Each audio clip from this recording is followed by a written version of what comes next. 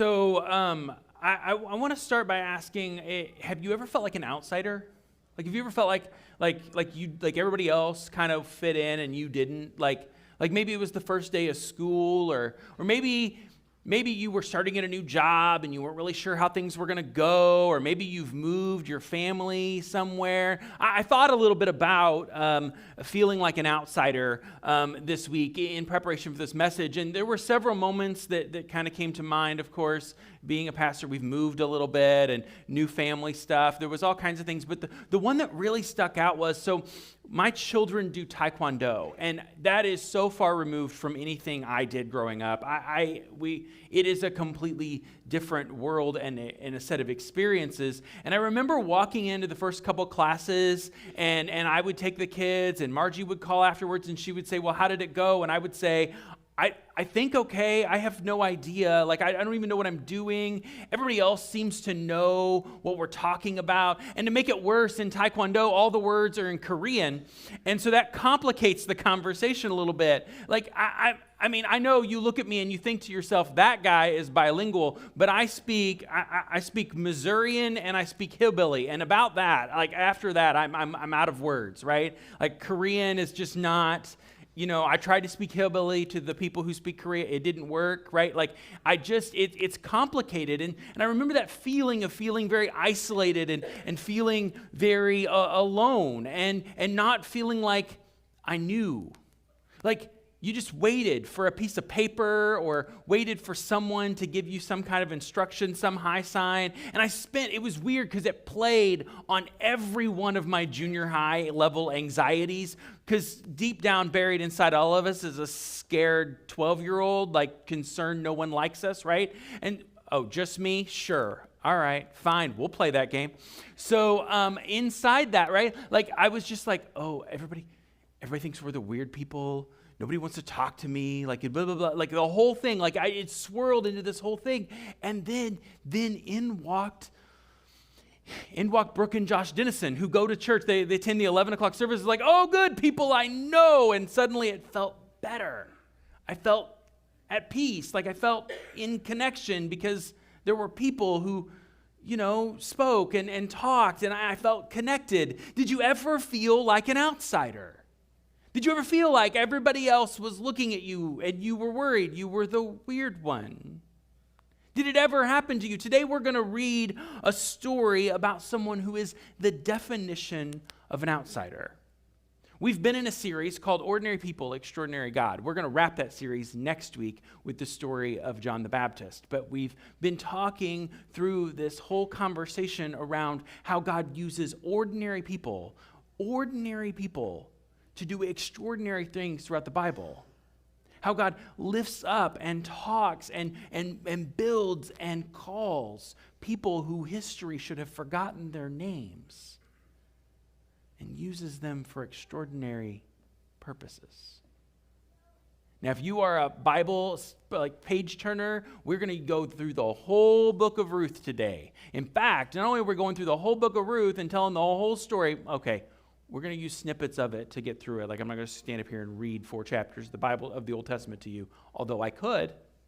I'm going to summarize some text. I'm going to help clarify some things. I think this is going to be a really cool way to look at this type of material as we summarize everything that has even happened before Ruth. But that's where we're going to start today. We're going to be in Ruth chapter 1.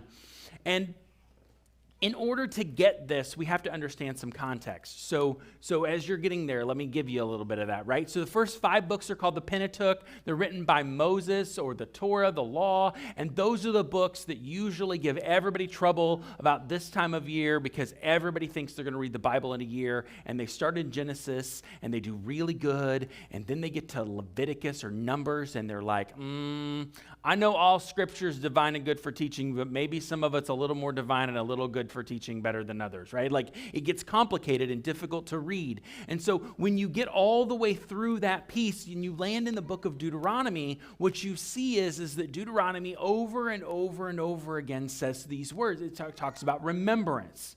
And it gives you this summary of those entire 5 books, the summary of the entire first 5 books of the Bible. If you're stuck, let me just help you. right? The summary of the first 5 books that give everybody so much trouble is this. Remember where you came from. Remember the orphan, remember the alien, and remember the widow. Because at one point, that's who you were too. I know, sounds silly. That is the summary of the first 5 books of the Bible. And so this is the background that we bring into to the book of Judges. And in the book of Judges, which there's Joshua in there, but we'll talk about it another day. When you get to the book of Judges, it tells us that Israel had no king and everyone sought to do as they fit, or did as they saw fit. That's the word I was looking for. They had forgotten. God had told them to remember who they were and where they came from, and they had forgotten. Did you ever forget something? Happens to me, happened to them. They forgot. Now, I understand that if God tells you to remember something, you would think you would try really hard to hold on to it, but it's hard. They got busy with life and bills and family and stuff, and they lost sight of what they were doing. Everyone just did as they saw fit. Does that sound familiar to anybody? They just woke up and thought, what do I feel like today? I'll go do that.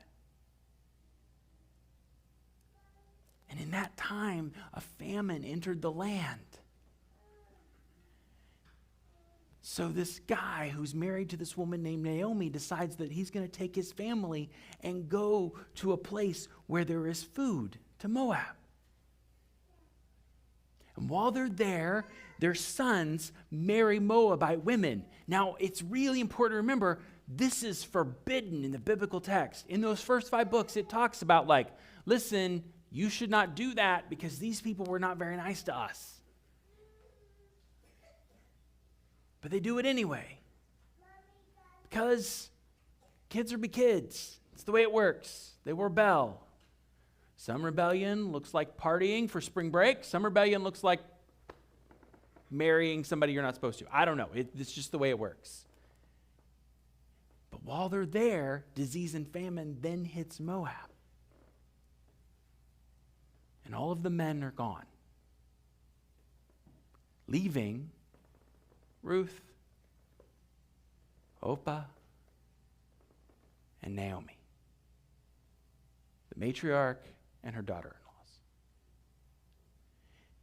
So Naomi tries to do the right thing and send her daughter-in-laws on because she knows, listen, I know my people say that they're supposed to honor aliens, orphans, and widows, but that ain't always who they are, and this is not going to go well for you. So she tries to send them back, and Ruth does something weird. That's where we pick up in Ruth chapter 1.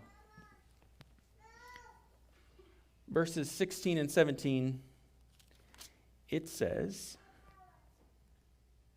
Ruth replied, "Do not urge me to leave or to turn back from you. Where you go, I'll go. Where you will stay, I will stay. Your people will be my people. Your God will be my God. Where you die, I will die, and there I will be buried. May the Lord deal with me ever, be it so severely, if even death separates you and me." That's a lot of commitment to a mother-in-law, isn't it? Who here's got a... Don't raise your hands for that. Never mind. We're not going to go there, right? That's a lot of commitment to a mother-in-law. And so in this space, Ruth chooses to leave her own people, her own background, her own family, and enter into this society. She chooses to enter into this community, this group of people that she doesn't know. She doesn't speak the language. She doesn't understand. Maybe she's got a little bit of a guide, but that woman's been gone from that community for a long time, so she knows how they used to be, but not how they are. And there's all of this tension. And Ruth enters as an orphan who no longer has a homeland. She's just rejected it. As an alien or foreigner in a land that is told they're not supposed to be, they're supposed to be super kind to them, but there's this exception for Moabites.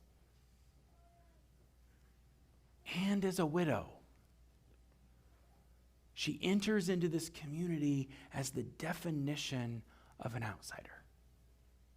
She enters into this community as the definition of someone who has no business being there. Have you ever felt like an outsider? Have you ever felt unworthy, like you shouldn't be in the place that you are? Have you ever been in the space where you have that feeling in the pit of your stomach that tells you you should get up and go, but you also don't want to leave because you don't want to know that, it'd be awkward either way? Have you ever felt like an outsider?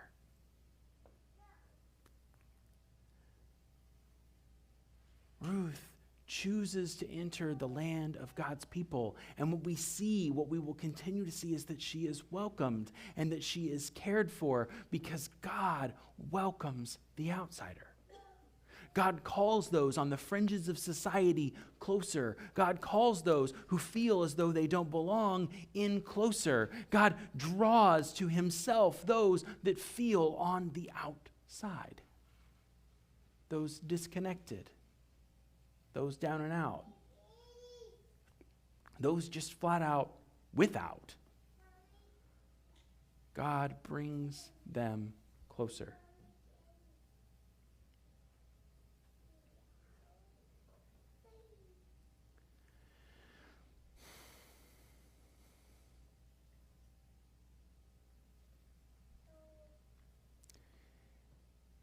So Naomi and Ruth enter Bethlehem as widows.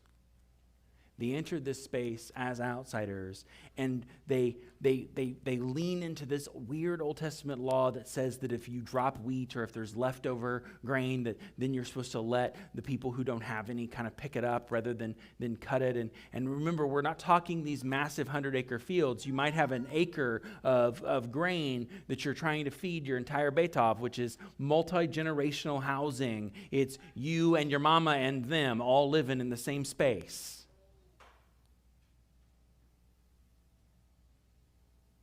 So every kernel counts.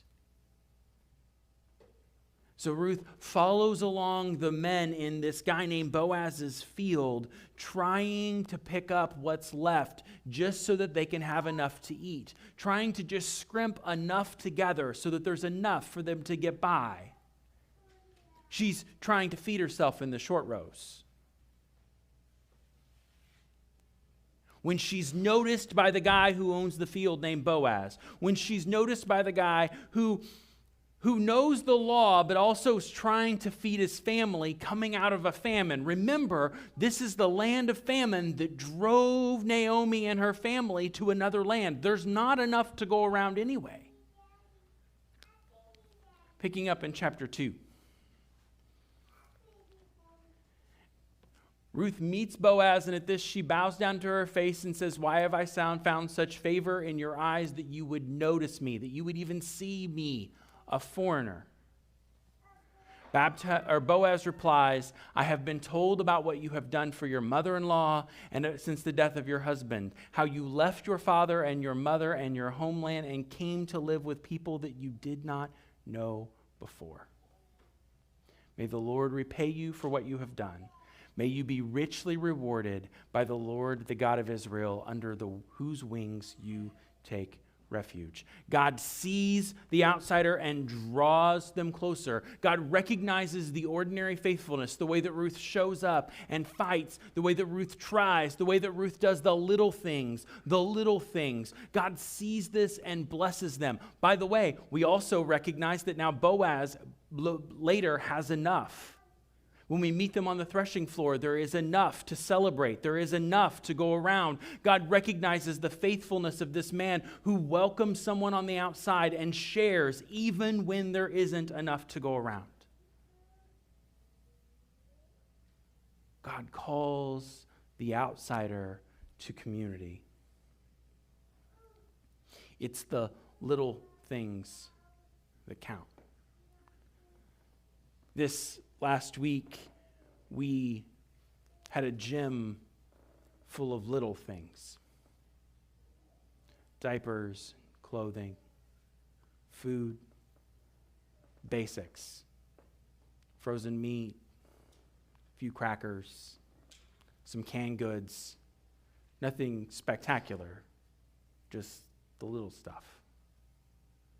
We had a community lunch that served and met. Some ham, covered dishes. I mean, it was a feast. Don't get me wrong, these people can cook, but still. Last week at our food pantry right here, we set a record for the number of families that showed up needing food. And when we ran out, we raided pantries and freezers because no one was going to go away hungry, because God sees the people who are down and out. And God calls his people in the name of Boaz to show up and to feed, even if there's not enough to go around. God calls them to find a way to take those on the outside, those without, and make them known. God creates a way for them to have enough. And guess what happened with all the extra families and the pouring out the freezer and the raiding a few pantries? There was just enough. Just enough.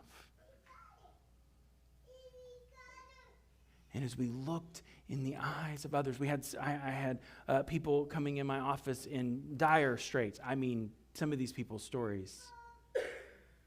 And you hear about how they're trying, but they can't get there, how they're being faithful in the little things. They're showing up and they're trying, but everywhere they turn, it just doesn't seem to work. When you sit there, this changed everything for me. We had a family walk in and they said, we've never been here before, but there were people who told us that this was the place to go if we needed help. They told us that you would help no matter what was going on. This was the place we would be seen. God takes those without and pulls them closer. That's what happens when the people are faithful. When everybody's not just running around doing their own thing as they see fit. God makes the way for it to be possible. God sees those on the outside. And so here is the question, friends. What small act of faithfulness is God calling you to, even when it feels like there's not enough? Is it to serve in food pantries or to show up and feed people? Is it to call your neighbor who seems down and out? Is it to walk across the street to the people that you notice have no visitors and just say hi? Is it the phone call to the friend that you've not heard from in a while? What is the small act of faithfulness God calls you to? Maybe it's just walking through the store and smiling. Did you notice nobody does that anymore? I'll tell you something else I've noticed that just irritates me, and I'm on a one-man mission to fix it. I don't see anybody singing along with the radio when I drive along anymore. I am a radio singer. I put on a full concert. I love to sing. I am terrible at it. There's a reason we shut Pastor Paul's microphone off during worship time, and the couple of times we didn't, it's bad. That live feed accidentally gets deleted. I don't know what happened. I will put on a full concert, and if I know there are people watching, do you think that stops me? Oh, no. The other day, I pulled up behind a school bus. First off, I was excited to see a school bus because that meant these fools were going back to school. Can I get a witness? But I pull up behind a school bus, and I quickly noticed that all of the kids were staring out the back window, watching me with my own little Pastor Paul praise and worship time right there in the thing. And I would tell you what song I was listening to, but it is not a pastor song. It is a song people listen to. And so we just won't even name that song by Pink. And so I'm rocking out right there in the car, having a blast. People sing along with the radio. It'll bring some joy into the world. Sorry, that wasn't even part of the notes. I just felt like I needed to say that. Divinely moment. What is the small, let me get back to what I'm actually supposed to talk about. What is the small act of faithfulness God is calling you to? What is the little things? Because the little things are the thing that actually changes everything.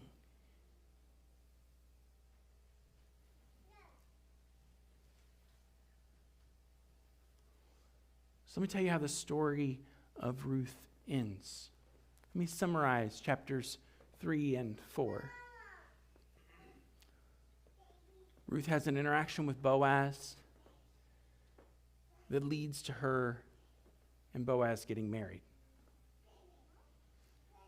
Now, law says that she is Boaz's responsibility because he's kin, he's family to her previous husband, to the man who has passed away, and so they are his responsibility. And so he goes to the gate of the city, which is where all the business is done, and he states that he's going to marry her and that he's going to fulfill this part of the law. And do you know what they call that? Do you know what they say he is for her? That he is her redeemer, because he sees her on the outside and he draws her closer. He sees her without a family or without a home, wandering and lost, an orphan, an alien, and a widow, and he brings her into his home and redeems her name. That's what they call it.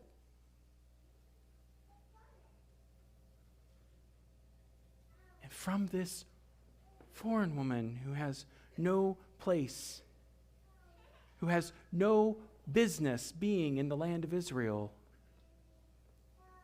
is born a son who grows up to have another son named Jesse, who grows to have another son named David, who becomes the king of Israel. From this woman that we should have never known her name comes the line of David, which eventually bears the Redeemer for the world. Jesus Christ attributes his lineage to this outsider,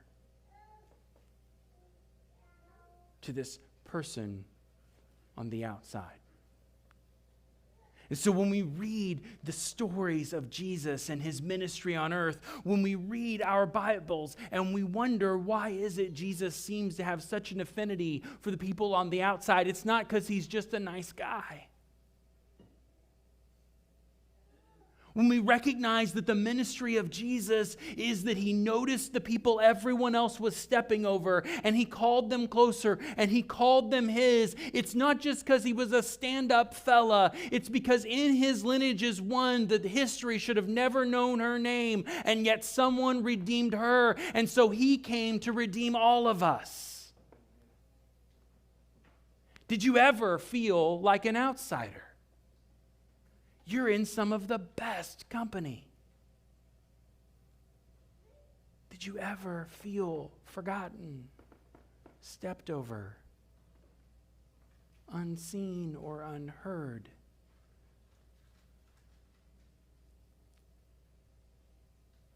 Jesus calls us to call those on the outside closer. What small act of faithfulness is he calling you to this week? Who in your life is everyone stepping over? How can you do the little thing that will change everything today? Let us pray. Holy God, we give you thanks.